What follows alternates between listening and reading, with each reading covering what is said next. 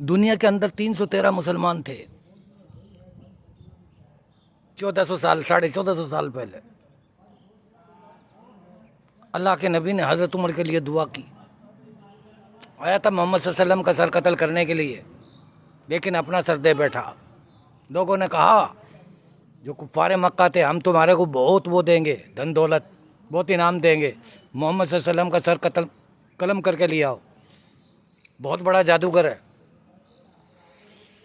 کہتا ہے یہ جو بت ہیں یہ حاجت روا نہیں ہو سکتے، یہ تمہاری بگڑی نہیں بنا سکتے، یہ کہتا ہے۔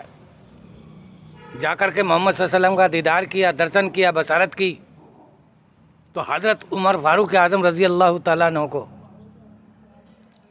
انہوں نے اسلام کو قبول کر لیا، اور پھر اعلان کر دیا کہ میرے نبی محمد صلی اللہ علیہ وسلم کی طرف اگر کسی نے انگلی کا اشارہ کیا، انگلی کاٹ کے رکھ دوں گا، اگر آنکھ کا اشارہ کیا تو آنکھ نکال لوں گا۔ اور اب میرے نبی محمد صلی اللہ علیہ وسلم آپ چھپ کے نماز نہیں پڑھیں گے، بلکہ علل اعلان بیت اللہ میں کھلے میدان میں نماز ہوگی۔ حضرت عمر کا دبدبہ تھا کفاروں میں، تو اللہ نے دعا قبول کر لی، حضرت عمر فاروق اعظم نے اسلام کو پھیلایا، حضرت عمر کے پیچھے لوگ لگ گئے۔ یعنی جو محمد کا کلمہ پڑھتا ہے، جو محمد کی غلامی کرتا ہے، جو محمد صلی اللہ علیہ وسلم کی اطاعت کرتا ہے، فرما برداری کرتا ہے، ان کا حکم مانتا ہے، اسی کے پیچھے لوگ لگ جایا کرتے تھے۔ یہ محمد صلی اللہ علیہ وسلم کے پیچھے تو تھے ہی، لیکن جو ان کا کلمہ پڑھتا تھا یا ان کی بات کو مانتا تھا، انہی کے پیچھے لگ جایا کرتے تھے۔ اللہ کے نبی نے امیر بنا دیا، ایک عدالت پکڑا دی، تلوار کے اوپر جھگڑا ہو گیا، ایک ہندو کا ایک مسلمان کا۔ ہندو کہتا تھا میری ہے، اور وہ مسلمان کہتا تھا میری تلوار ہے۔ محمد صلی اللہ علیہ وسلم کے پاس میں گئے تو محمد صلی اللہ علیہ وسلم جو تھے انصاف پرست آدمی تھے، ایک ہندو کو تلوار پکڑا دی، ایک کافر کو۔ حضرت عمر فاروق اعظم کی خدمت میں حاضر ہوا، اور جانے کے بعد میں کہنے لگا کہ میں تو آپ سے فیصلہ کراؤں گا۔ محمد صلی اللہ علیہ وسلم کی عدالت میں پہنچا، ان کا فیصلہ مجھے پسند نہیں آیا، ان کا فیصلہ مجھے منظور نہیں۔ حضرت عمر فاروق اعظم نے کہا اچھا تشریف رکھو، اندر سے تلوار لے کے آئے، اس کی گردن میں ماری۔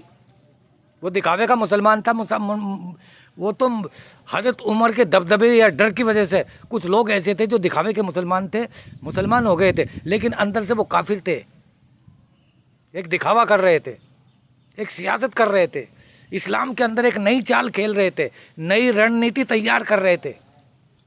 تلوار ماری، گردن کاٹ دی منافق کی، جو مسلمان بن رہا تھا۔ جتنے بھی منافق تھے دوڑے ہوئے سرکار مدینہ صلی اللہ علیہ وسلم کی خدمت میں حاضر ہوئے، دربار میں حاضر ہوئے، اور ہونے کے بعد میں کہا آپ کا جو عمر فاروق اعظم ہے، اس نے بلا وجہ اور بلا کسی گناہ کے ایک مسلمان کی گردن مار دی، اس نے تو اپنے کا بھی لحاظ نہیں کیا۔ اللہ کے نبی پاک صلی اللہ علیہ وسلم نے بلا لیا، حضرت عمر کو بلاؤ، اپنی عدالت میں کھڑا کر دیا، اور کہا کہ عمر یہ لوگ کیا کہہ رہے ہیں، آپ نے بغیر کسی گناہ کے ایک مسلمان کی گردن ماری ہے، بے گناہ ایک مسلمان کا قتل کیا ہے۔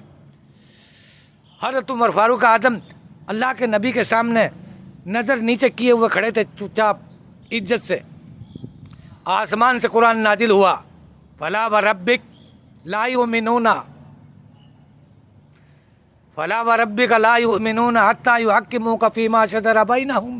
اے پیارے محبوب صلی اللہ علیہ وسلم، اللہ کی آواز آئی، اے میرے محبوب صلی اللہ علیہ وسلم، جو آپ کے فیصلے کو نہ مانے وہ مسلمان کہے گا، وہ مسلمان ہو ہی نہیں سکتا۔ حضرت عمر فاروق اعظم نے کسی مسلمان کی گردن نہیں ماری، بلکہ دکھاوے کا جو منافق تھا، یہ منافق کی کافر کی گردن ماری ہے۔ جتنے منافق تھے سارے بھاگ گئے نکل کے، ایک بھی وہاں نہ رکا، اور دل میں یہ سوچا کہ عمر کی آواز آسمان کے اوپر جا رہی ہے۔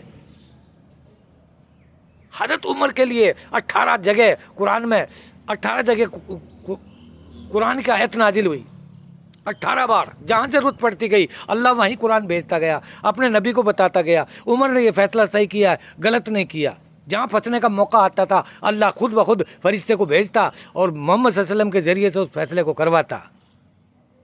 کہنے کا مقصد یہ ہے کہ جس نے بھی کلمہ پڑھا، جو بھی مسلمان بنا، جس نے بھی یہ کہا کہ اللہ ایک ہے، اللہ کو مانو، باقی سب چیز رائگاں ہے، بیکار ہے، کام آنے والی نہیں ہے، یہ نہال کرنے والی نہیں ہے، یہ تو وہ ہیں کہ ان کے اوپر مکھی بیٹھ جائے، اپنے اوپر سے بیٹھی مکھی کو نہیں اڑا سکتے اور پیشاب کرتے کتے کو نہ بھگا سکے، جو چیز اپنی حفاظت نہیں کر سکتی وہ ہمیں کیا دے گی۔ پتہ یہ چلا لا الہ الا اللہ کے ساتھ میں محمد الرسول اللہ جوڑو گے تو ہی کلمہ پورا ہوگا، تو ہی اسلام پورا ہوگا، نہیں ہو نہیں سکتا۔